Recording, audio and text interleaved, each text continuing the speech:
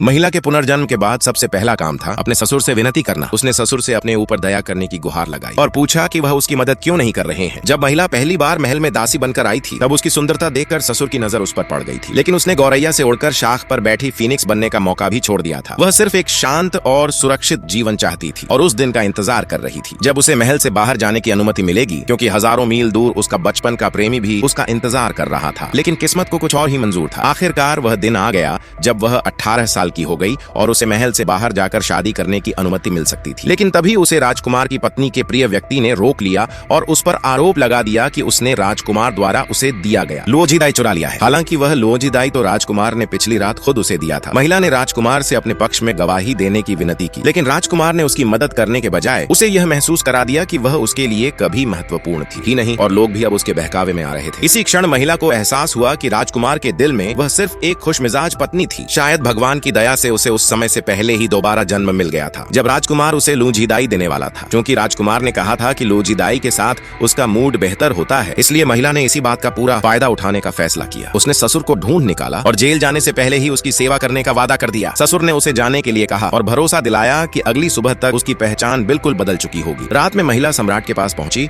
और उससे अपने स्वास्थ्य का ध्यान रखने की विनती की। जब उसने देखा कि सम्राट ने उसकी ओर देखा तक नहीं, तो उसने जानबूझकर जिनसेंग वाली चाय अपने ऊपर गिरा दी ताकि सम्राट का ध्यान उसकी ओर आकर्षित हो सके। जब सम्राट ने महिला का चेहरा देखा तो वह एक पल के लिए स्तब्ध रह गया, क्योंकि वह बिल्कुल दिवंगत महारानी जैसी दिखती थी। नतीजतन सम्राट को लगा कि दिवंगत महारानी वापस लौट आई है। तभी महिला आखिरकार समझ गई कि ससुर को इतना विश्वास क्यों था कि वह निश्चित रूप से सम्राट की कृपा प्राप्त कर लेगी। एक रात के बाद ही महिला को बदलने वाले विभाग की साधारण दासी से सीधे एक सम्मानित